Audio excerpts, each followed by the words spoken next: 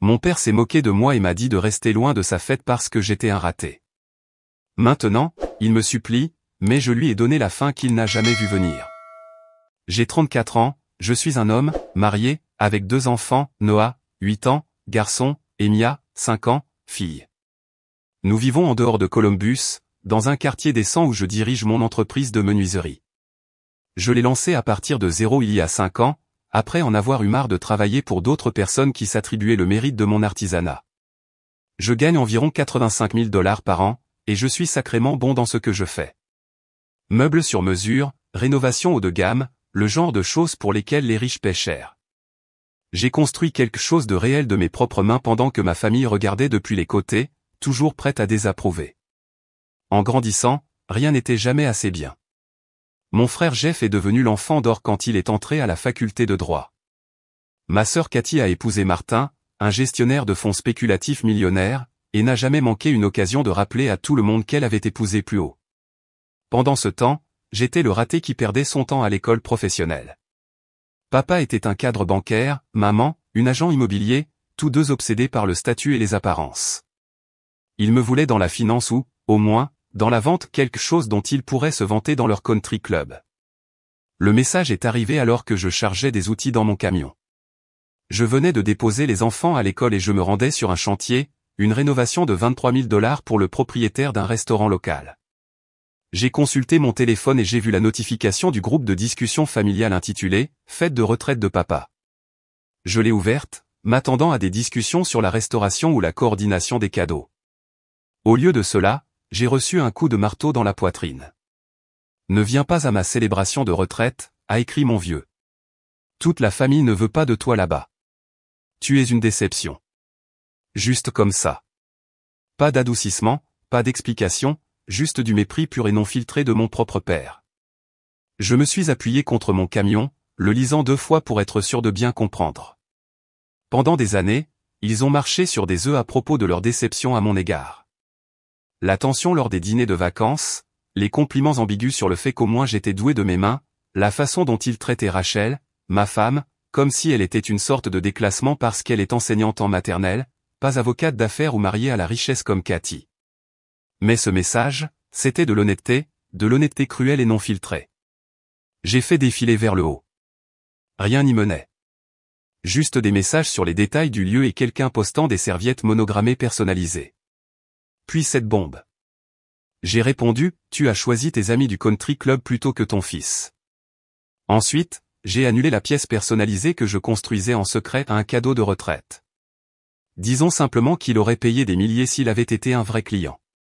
Papa avait toujours admiré mon travail du bois, même en faisant semblant de ne pas le faire. J'allais le lui offrir comme offrande de paix, pour lui montrer qu'il y avait de la valeur dans ce que je faisais. Puis les réponses ont commencé à affluer. Mon cousin Greg a répondu le premier avec des émojis qui rient.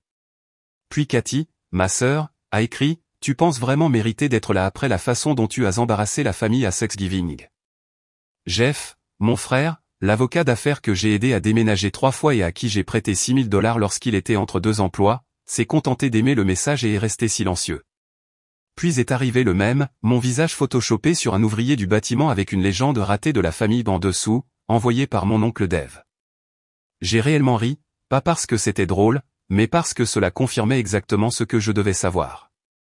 J'en avais fini. Ce qu'ils ne savaient pas, c'est que je conservais des preuves, pas des preuves littérales, mais le genre mental qui s'accumule au fil des ans. Chaque fois qu'ils appelaient pour des réparations gratuites.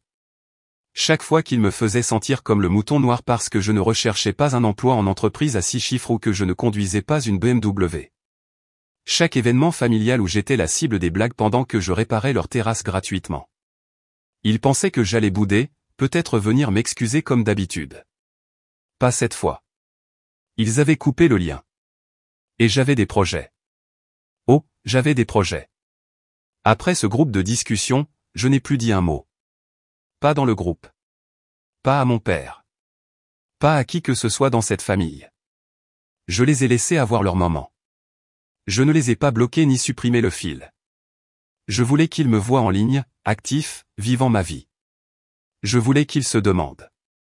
La première étape a été de tout dire à Rachel, pas seulement le message, mais les années qui y ont mené. Nous étions assis à notre table de cuisine après que les enfants soient allés se coucher. Elle a écouté sans interrompre, ce qui est l'une des raisons pour lesquelles je l'ai épousée. Quand j'ai eu fini, elle a juste pris ma main et a demandé « Qu'est-ce que tu veux faire ?» Ce moment m'a frappé de plein fouet.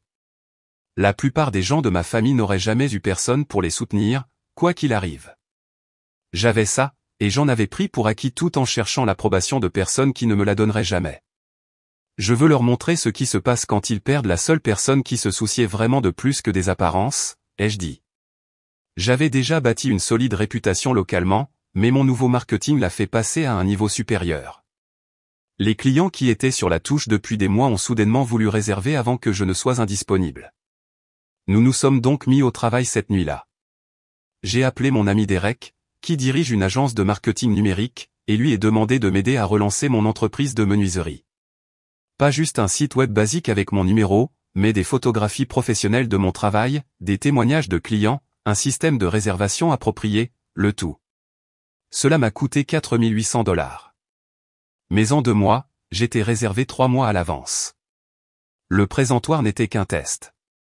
J'avais un plan complet pour me débarrasser de ces clowns tout en montant en gamme. Ensuite, j'ai contacté mon ancien copain de l'armée Marcus. Nous avions servi 2 fois en Afghanistan ensemble avant de rentrer chez nous. Il possède maintenant une entreprise de construction prospère à Charleston, en Caroline du Sud. Nous étions restés en contact au fil des ans, et il essayait depuis longtemps de me convaincre de nous associer, disant que le marché du travail du bois sur mesure explosait là-bas. Moins d'artisans qualifiés que de demandes. Il m'avait même proposé de m'aider à déménager si jamais je le voulais. Je lui ai envoyé un SMS, « Tu as toujours besoin d'un maître charpentier à Charleston ?» Sa réponse est arrivée en quelques minutes. En faire oui. Mes gars sont réservés 6 mois à l'avance. J'ai une clientèle prête et qui attend. Pendant ce temps, j'ai joué intelligemment sur les réseaux sociaux. J'ai commencé à poster mes projets haut de gamme, des bibliothèques intégrées sur mesure pour un PDG local, une table à manger sculptée à la main vendue 9 500 $, des vidéos d'ateliers montrant mon processus. Toujours professionnel, toujours réussi. Je n'ai jamais mentionné de drame familial. Je n'en avais pas besoin. Et ils l'ont remarqué. Je les ai vus regarder mes stories Instagram. Greg a commencé à aimer mes publications. Cathy a commenté une photo d'un bureau en noyer que j'ai construit, waouh, travail impressionnant. Maman a commencé à envoyer des messages privés sur des choses aléatoires, demandant des nouvelles des enfants, envoyant des articles sur le travail du bois. Je les ai tous laissés en lecture. Puis papa a envoyé un SMS directement, « Ta mère s'inquiète pour toi. Réponds à ces messages. » Pas d'excuses, pas d'acquiescement, juste un ordre. Je n'ai pas répondu. J'avais un atout dans ma manche qu'il ne connaissait pas.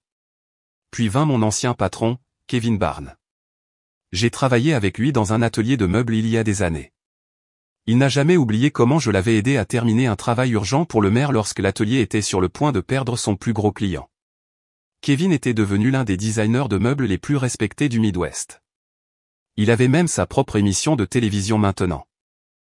Nous étions restés en contact lâchement au fil des ans, avec des SMS occasionnels et des retours sur les projets. Je lui ai envoyé des photos de mon récent travail.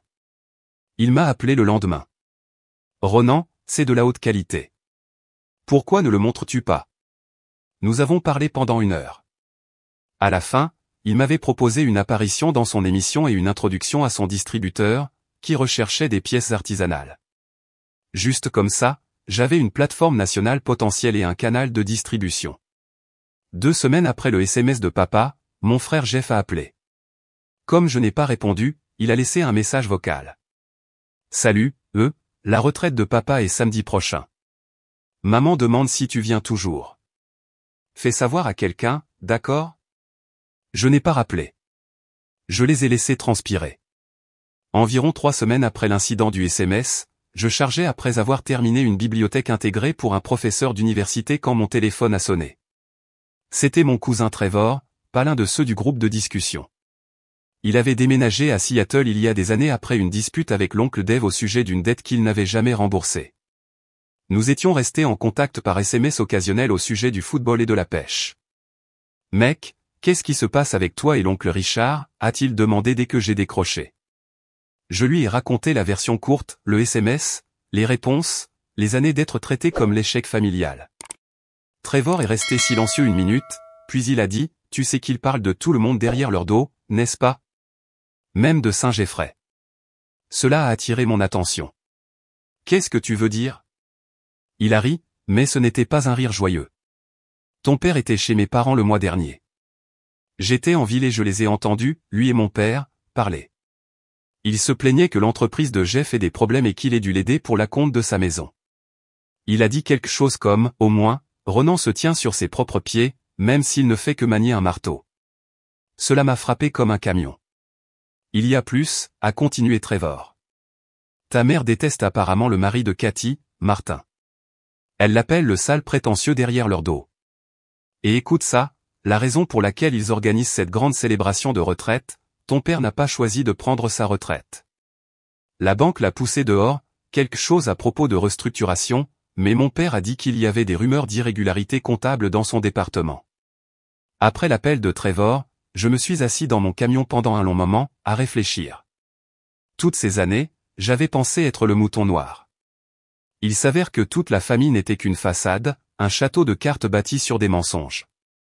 Le lendemain, j'ai reçu un SMS de Megan, la colocataire de ma sœur Cathy à l'université. Nous nous étions toujours bien entendus lors des quelques événements où elle était présente. Elle avait récemment commencé à travailler au même conseil de charité que le riche mari de Cathy, Martin. Salut, Ronin. Question bizarre. Est-ce que tout va bien avec Cathy et Martin? Elle m'a appelé en pleurant à 2 heures du matin. Quelque chose à propos de trouver des messages sur son téléphone avec son assistante. J'ai rappelé Megan. Il s'est avéré que Cathy avait surpris Martin en train de la tromper avec son assistante de 26 ans. Le mari riche parfait, le mariage parfait, la vie parfaite qu'elle m'avait toujours jetée à la figure. Une autre façade s'effondrait. 2 jours plus tard, Amber, la femme de mon cousin Greg, m'a envoyé un message sur Facebook. Nous n'étions pas proches, mais elle avait toujours été gentille. Votre famille est en mode panique à propos de cette fête de retraite. L'ancien patron de votre père et tous ses cadres bancaires viennent. Ils sont paniqués que vous ne soyez pas là, et que les gens posent des questions. Cathy a même suggéré de faire appel à quelqu'un pour se faire passer pour vous. Je pensais juste que vous devriez savoir. J'ai réellement ri à haute voix à ce moment-là. Engager un acteur pour jouer le Phil Carpenter embarrassant. C'était un nouveau bas, même pour eux. Mais le vrai coup de grâce est venu de Kevin, mon ancien patron. Après avoir accepté de m'avoir dans son émission, il avait passé quelques appels à ses contacts de l'industrie pour se renseigner sur mon travail. L'un de ses contacts était un marchand de meubles haut de gamme à Columbus qui avait fait affaire avec ma famille. Ronan, chose étrange, a dit Kevin. J'ai mentionné votre nom à Stanley de Columbus Fine Furnishing. Il a immédiatement reconnu votre nom de famille. Il a dit que vos parents achètent chez lui depuis des années. La partie étrange, a-t-il dit, ils montrent toujours vos pièces à leurs amis, prétendant avoir payé des milliers pour des meubles artisanaux. Je me suis senti frappé à l'estomac. Il se vantait de mon travail, le même travail pour lequel il se moquait de moi. Kevin a poursuivi, Stanley a dit, ton père a un jour amené des associés et a pointé du doigt une console en noyer, une que tu as faite pour eux à Noël dernier, et a dit à tout le monde qu'il avait payé $7 500 à un artisan exclusif. Les pièces commençaient à s'assembler. Ma famille ne me méprisait pas seulement. Ils étaient en fait fiers de mon travail, juste pas assez fiers pour admettre que leur fils était l'artisan. J'étais assez bon pour fournir les symboles de statut, juste pas assez bon pour être reconnu. Cette nuit-là, j'ai tout dit à Rachel. Elle n'a pas été surprise. Ils t'utilisent depuis des années, Ronan. Main-d'œuvre gratuite, meubles gratuits, garde d'enfants gratuite quand ils sont dans le pétrin, mais que Dieu les punisse s'ils respectent vraiment ce que tu fais. Elle avait raison. Et c'est là que mon plan est passé de simplement partir à m'assurer qu'ils ressentaient exactement ce qu'ils perdaient. J'avais environ 5 semaines avant notre déménagement prévu à Charleston. Pendant ce temps, je devais mettre en scène parfaitement. Premièrement, j'ai mis notre maison en vente avec le cousin de Rachel, qui est agent immobilier, mais je lui ai demandé de la garder hors des annonces publiques, vente privée uniquement. Je lui ai dit, je ne veux pas que ce soit diffusé partout tout de suite. Le marché immobilier était en plein essor, et nous avions fait des rénovations majeures, tout mon propre travail. Le cousin de Rachel avait discrètement mentionné que le marché se réchauffait des mois auparavant, nous étions donc déjà préparés. Nous n'avions jamais informé la famille. Nous demandions 80 000 $ de plus que ce que nous avions payé il y a 4 ans, et son évaluation initiale indiquait que nous obtiendrions probablement cela. L'inventaire des maisons était au plus bas dans notre région. Le cousin de Rachel avait des acheteurs alignés à la recherche de maisons exactement comme la nôtre, c'est pourquoi nous pouvions exiger une telle prime et conclure rapidement. Ensuite, je me suis concentré sur le fait d'être très visible sans être disponible. J'ai accepté une interview avec la revue commerciale locale sur la menuiserie sur mesure à l'ère de la production de masse. L'article est sorti avec des photos de mon atelier et a mis en avant les projets à venir, y compris une mention des opportunités d'expansion potentielles. Je me suis assuré d'en obtenir des copies supplémentaires, mais je n'en ai envoyé aucune à la famille. J'ai également amélioré mon jeu sur les réseaux sociaux, en publiant des mises à jour quotidiennes de projets et des témoignages de clients. J'ai même fait quelques lives Instagram montrant mon processus. Le nombre d'abonnés est passé de quelques centaines à plus de 10 000 au cours des 2 mois suivants. Puis j'ai commencé à refuser des emplois locaux. Réservés pour 6 mois, disais-je aux clients potentiels, les redirigeant vers d'autres artisans que je connaissais. La vérité était que je devais libérer mon emploi du temps pour le déménagement et la nouvelle entreprise avec Marcus. Environ 2 semaines avant la fête de retraite, j'ai posté une photo cryptique, des boîtes de déménagement vides empilées dans mon atelier avec la légende, de grands changements à venir. Restez à l'écoute. C'est à ce moment-là que les vrais messages ont commencé à affluer. Cathy a appelé en premier, directement en messagerie vocale. Puis maman a envoyé un SMS, « Chérie, tu déménages ton atelier ?» Papa et moi parlions de cette pièce supplémentaire au sous-sol si tu avais besoin d'espace de stockage. Je n'ai pas répondu. J'ai laissé les questions en suspens. Un jour plus tard, Jeff a appelé. Quand je n'ai pas répondu, il a envoyé un SMS, et, mec. Qu'est-ce qui se passe avec ces boîtes? Tout va bien avec l'entreprise. Si tu as besoin d'un prêt ou d'un avis juridique pour une nouvelle structure d'entreprise, je suis là. Il avait toujours lancé des pics sur les ouvriers manuels jusqu'à ce que je mentionne ma liste de clients à 5 chiffres. Soudain, ils étaient tous préoccupés par ma carrière, la même carrière qu'ils avaient rejetée pendant des années. Puis sont arrivées les invitations à la fête de retraite par la poste. Une carte gaufrée d'or formelle annonçant la célébration des 40 ans de Richard Henderson dans la banque. Rachel m'a tendu l'enveloppe avec des sourcils levés. « Je suppose qu'ils espèrent que tu viendras toujours », a-t-elle dit. Je l'ai ouverte. À l'intérieur, avec l'invitation, il y avait une note manuscrite de maman. « Ronin, s'il te plaît, viens. Cela signifierait le monde pour ton père. » Pas d'excuses, pas d'acquiescement aux SMS ou aux moqueries du groupe de discussion, juste l'attente que l'obligation familiale l'emporterait sur le respect de soi. 3 jours avant la fête, papa a finalement appelé. Je l'ai laissé sur la messagerie vocale. « Ronan, c'est papa. Ta mère s'inquiète terriblement pour toi. Ce silence est puéril. Nous devons savoir si tu viens samedi. Des gens importants seront là. » Des gens importants, pas « je suis désolé », juste de l'inquiétude quant à l'apparence que cela donnerait aux gens importants si son fils n'était pas là. Je n'ai pas rappelé, mais j'ai fait quelque chose de mieux. J'ai décidé de terminer le présentoir en chaîne que j'avais initialement annulé. Ce serait mon dernier mot. J'ai donc organisé sa livraison à leur maison. C'était mon meilleur travail à ce jour, chaîne quartier-scier avec des joints à queue d'aronde, panneaux de verre, compartiments cachés, quincaillerie en laiton personnalisé, le genre de pièce qui se vendrait facilement 5 000 $. J'ai inclus une carte qui disait simplement « Félicitations pour votre retraite. C'est la dernière chose que vous recevrez de moi. » La livraison était prévue pour le matin de sa fête de retraite. Pendant ce temps, nous étions dans les dernières étapes de notre plan. La maison était sous contrat, vendue pour 95 000 $ de plus que notre prix d'achat. La société de déménagement était réservée. Marcus nous avait trouvé une location à Charleston jusqu'à ce que nous puissions acheter quelque chose, et il avait déjà réservé 3 clients majeurs impatients de travaux personnalisés. Kevin m'avait programmé pour son émission de télévision le mois suivant, et le distributeur examinait mon portfolio. Les choses se mettaient parfaitement en place. Le dernier morceau du puzzle était le plus satisfaisant. J'étais en pourparlers avec le plus grand concurrent de la banque de papa au sujet de la conception et de la fabrication de meubles sur mesure pour leur nouvel étage exécutif rénové. Le contrat valait 120 000 $, plus que ce que papa n'a probablement gagné en 1 an à la fin de sa carrière. L'ironie délicieuse était que leur fête de retraite se déroulait dans l'espace événementiel de ce concurrent, et j'avais fait en sorte que l'annonce du contrat soit mise en ligne sur leurs réseaux sociaux le matin de la fête. La veille de la célébration de retraite, Rachel et moi nous sommes assis sur notre terrasse arrière, regardant les enfants jouer dans le jardin. Elle m'a serré la main. Prêt pour demain?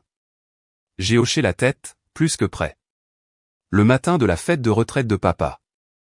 Je me suis réveillé tôt et j'ai consulté mon téléphone.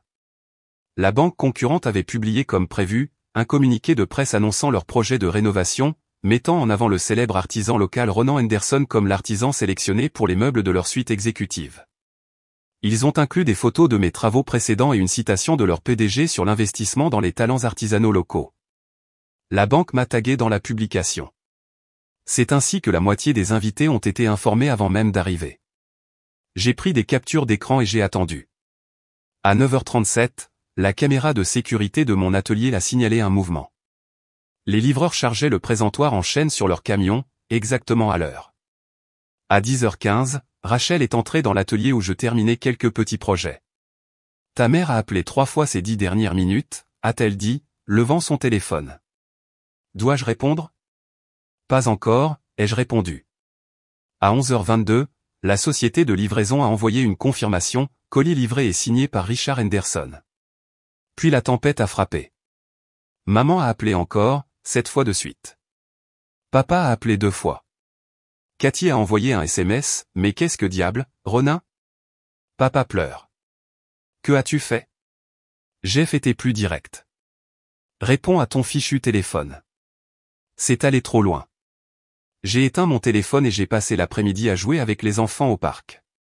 Quand nous sommes rentrés à la maison vers 16h, environ 1 heure avant le début prévu de la fête de retraite, j'ai finalement rallumé mon téléphone. 27 appels manqués.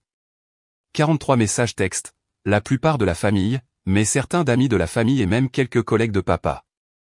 J'ai parcouru les messages. Ils allaient de la rage à la confusion en passant par des appels désespérés. Maman, Ronan, appelez-nous immédiatement. Votre père ne peut pas aller à la fête comme ça, Jeff.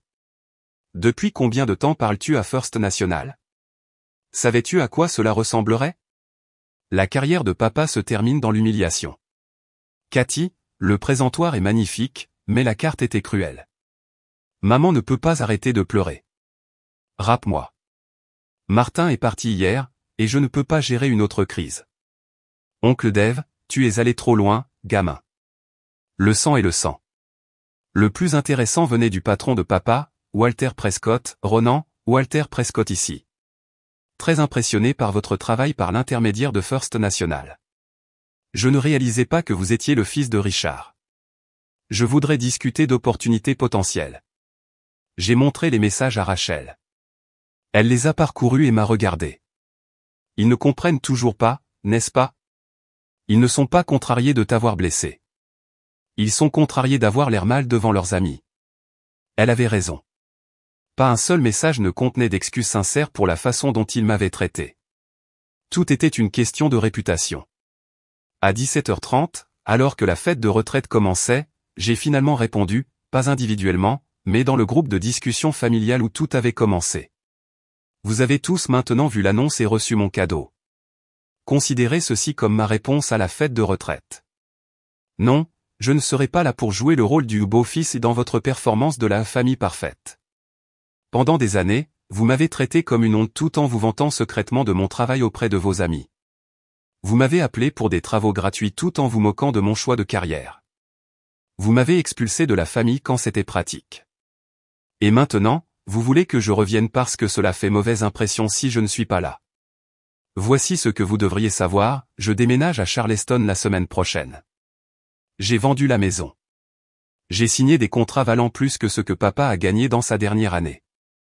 Le fils dont vous aviez honte est maintenant plus prospère que vous tous. Alors profitez de la fête. Profitez d'expliquer mon absence. Et profitez du présentoir. C'est la dernière part de moi que vous aurez jamais. J'ai posé mon téléphone et j'ai emmené les enfants manger une glace. Quand nous sommes rentrés, les vraies bombes avaient explosé. Trevor était intervenu. Il était temps que quelqu'un dénonce cette dynamique familiale toxique. Amber, la cousine de Greg, votre famille l'a toujours traité comme de la merde. Je le vois depuis des années. Cette nuit-là, pendant que Rachel et moi emballions nos dernières affaires personnelles, mon téléphone a sonné à nouveau. C'était Kevin. Ronan, qu'est-ce que tu as fait? J'ai la femme de Richard Henderson en larmes dans mon showroom qui me demande de l'aide pour arranger les choses avec toi. Je ne m'y attendais pas, ma mère est allée te voir, dit-elle. Oui, et elle est en vrac. Dis que tu déménages dans tout le pays et qu'ils ne le savaient même pas, dit que tu les ignores depuis des semaines. J'ai expliqué la situation. Kevin a écouté attentivement. Écoute, je comprends, mais elle semble sincèrement bouleversée. Dis que ton père n'a pas écrit ce texto. Apparemment, ton frère Jeff l'a fait. Il a utilisé le téléphone de ton père quand il l'a laissé chez eux lors d'une séance de planification de dîner familial. Il a dit que c'était censé être une blague qui a dégénéré et que personne ne savait comment revenir en arrière après que tout le monde se soit déchaîné. Jeff l'a écrit et a laissé papa prendre le blâme. C'est ce qu'elle dit.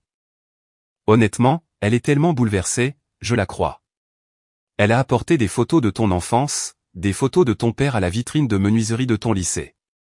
Elle a dit qu'il gardait chaque projet que tu avais jamais fait, même la nichoire bancale de 3e année. Mon esprit tournait.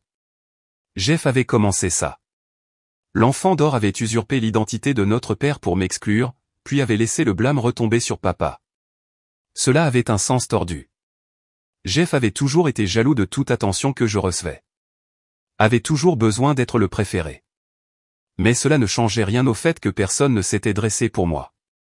Personne n'avait rétabli la vérité. Ils s'étaient tous déchaînés, tous prêts à me couper. Kevin, merci de me l'avoir dit. Mais ça ne change pas mes plans. Ils avaient des semaines pour avouer, pour s'excuser. Au lieu de cela, ils ne me contactaient que lorsqu'ils avaient besoin de quelque chose de moi. Nous sommes partis pour Charleston 2 semaines après la fête de retraite. Les déménageurs étaient déjà réservés. J'avais mis les roues en mouvement des semaines auparavant, sachant exactement comment cela se passerait. Je n'ai répondu à aucun autre message de ma famille. Le camion de déménagement est arrivé à l'aube, et à midi, notre ancienne maison était vide. Les nouveaux propriétaires en prendraient possession la semaine suivante. Nous planifions ce déménagement plus longtemps que quiconque ne le savait. Marcus m'envoyait des annonces de location depuis des mois, c'est ainsi que nous avons trouvé un endroit qui répondait parfaitement à nos besoins. Le trajet jusqu'à Charleston a duré 11 heures avec les enfants et un camion de déménagement. Marcus nous a rencontrés à la maison de location avec les clés et des plats à emporter. L'endroit était parfait, une maison de 4 chambres de style artisan avec un garage séparé que je pouvais convertir en atelier en attendant de trouver quelque chose de permanent. J'ai passé la première semaine à installer l'atelier et à rencontrer des clients potentiels que Marcus avait organisés. Le marché était encore meilleur qu'il ne l'avait décrit. Des propriétaires et des entreprises fortunées prêts à payer des prix élevés pour des travaux personnalisés. À la fin de la semaine, j'avais des dépôts pour 6 projets majeurs et une liste d'attente se formait. Rachel a trouvé un poste d'enseignante en maternelle qui payait 20% de plus que son ancien emploi.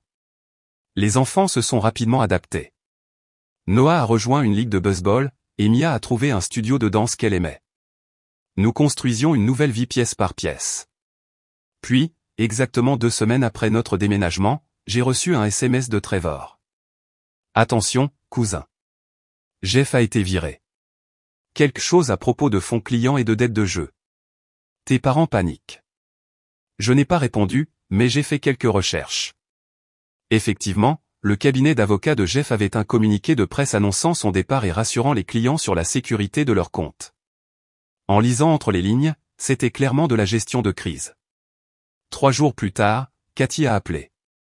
Ronan, je sais que tu nous détestes tous probablement en ce moment, et je ne te blâme pas, mais j'ai besoin de te parler. C'est à propos de Jeff et de papa. Aussi, je vis chez maman et papa maintenant. Le divorce devient moche. Martin essaie de tout prendre. S'il te plaît, rappelle-moi. Je l'ai rappelé. Il ne vaut mieux pas que ce soit une crise de culpabilité, ai-je dit quand elle a répondu. Ça ne l'est pas. Je le jure, a-t-elle répondu, et j'ai pu entendre qu'elle avait pleuré. Tout s'écroule ici. Jeff a été viré la semaine dernière. Il a volé des comptes clients pour couvrir des dettes de jeu, près de 200 000 $. Il n'engage pas de poursuite s'il les rembourse, mais il n'a pas l'argent. Et cela me concerne. Comment? Papa a rehypothéqué leur maison pour le couvrir. La maison qu'ils possèdent depuis 15 ans sans hypothèque. Ils ont la soixantaine, Ronan. Les économies de retraite de papa ont disparu, et maintenant ils ont une hypothèque qu'ils ne peuvent pas payer avec leur revenu fixe. Je me suis appuyé contre mon établi, réfléchissant à nouveau. Pourquoi me dis-tu ça? Cathy a soupiré. Parce que Jeff a tout avoué à propos de l'utilisation du téléphone de papa pour envoyer ce texto, sur la façon dont il a saboté ta relation avec la famille pendant des années parce qu'il était jaloux de ton talent et de ton indépendance. Il supprimait les messages vocaux que tu laissais, disait à papa que tu disais des choses que tu n'avais jamais dites. Il a tout avoué. Il y a toujours eu des signes de son ingérence, des conversations qui ne collent pas, des plans qui ont mystérieusement changé. Nous n'avons jamais fait le lien parce que personne ne s'attend à ce que son propre frère le sabote. Elle a fait une pause, puis a continué plus doucement. Et je dois aussi m'excuser.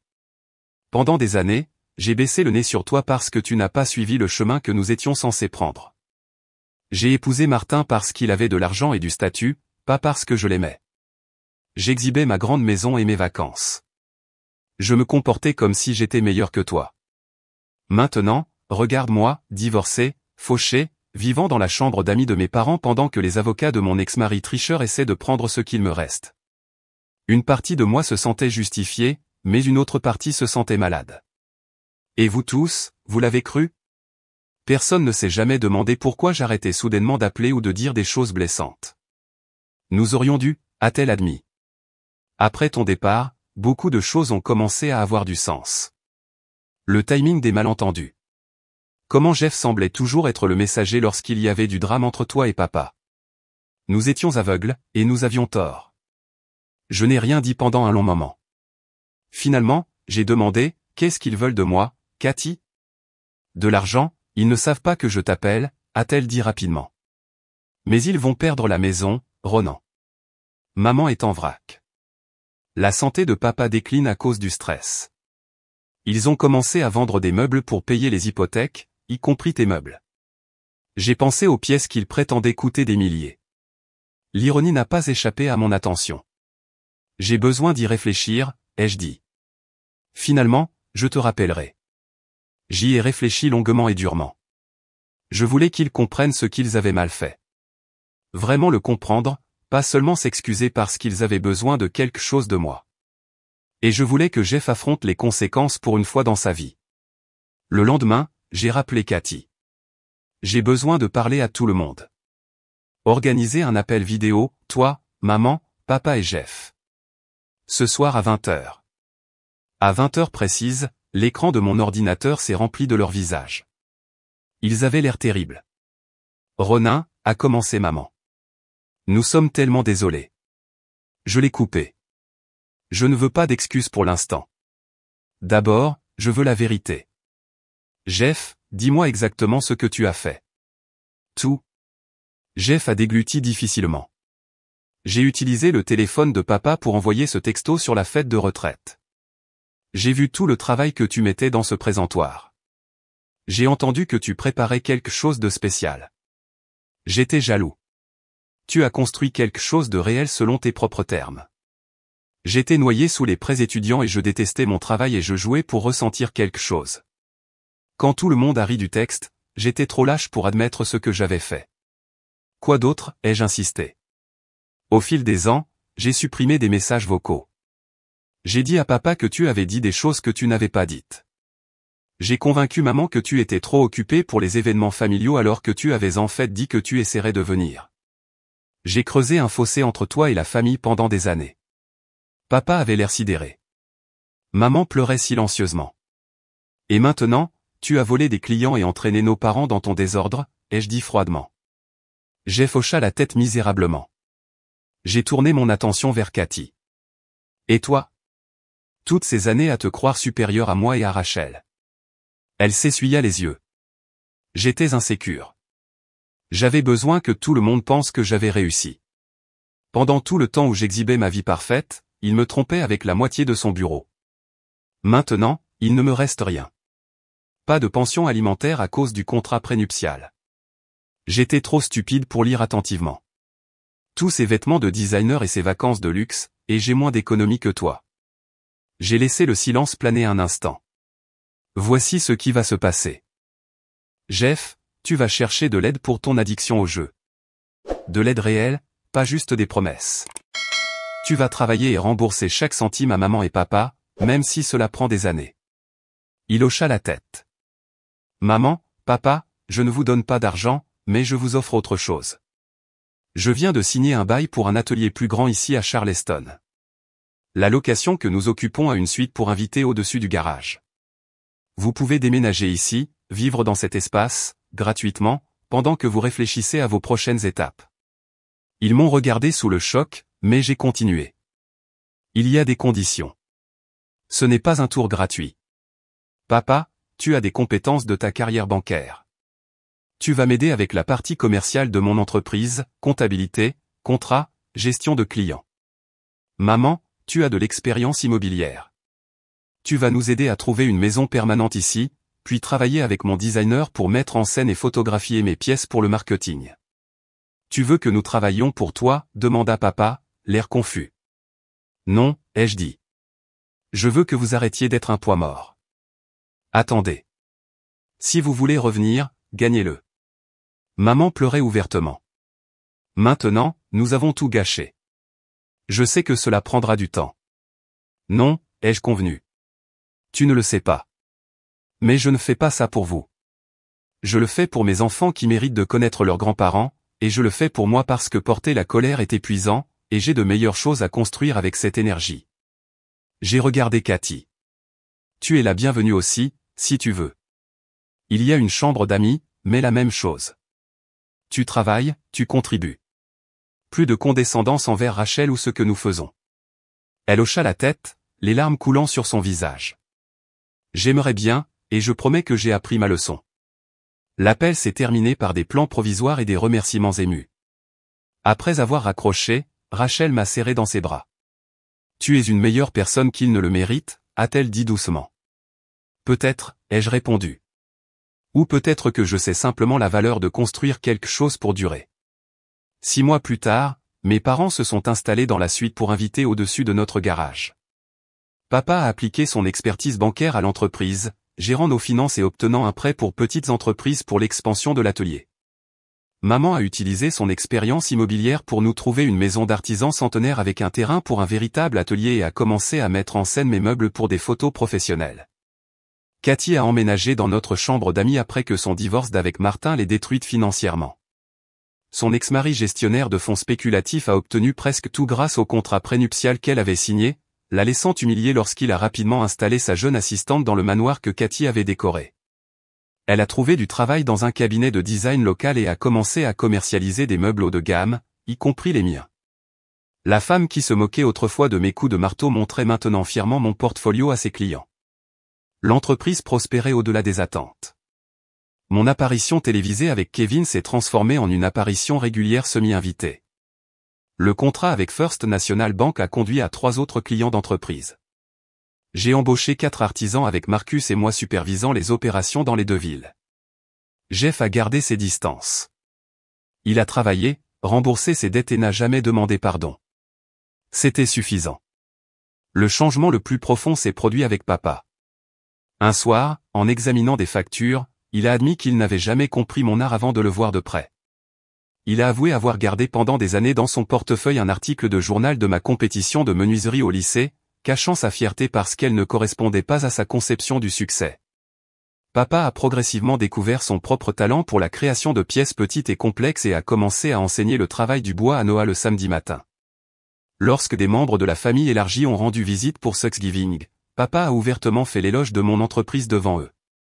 Pas d'hésitation, pas de compliments ambigus.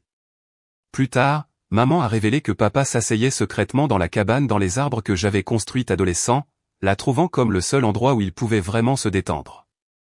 Elle a reconnu comment le mariage parfait et riche de Cathy l'avait rendu misérable, tandis que mon chemin authentique m'avait apporté succès et bonheur.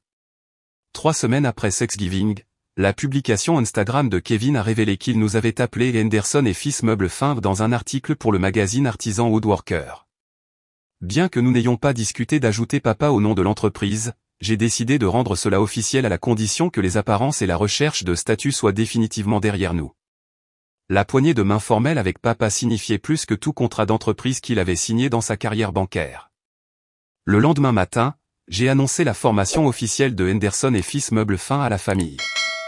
Noah a immédiatement demandé si cela pourrait un jour être Henderson et Fils, apportant une joie sincère au visage de mon père.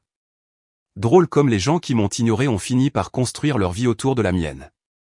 C'était toute la vengeance dont j'avais besoin. Jeff est resté silencieux. Il a envoyé un dernier SMS quelques semaines plus tard. Tu as tout gagné. J'espère juste un jour pouvoir faire de même. Je l'ai laissé en lecture. Certains ponts n'ont pas besoin d'être brûlés.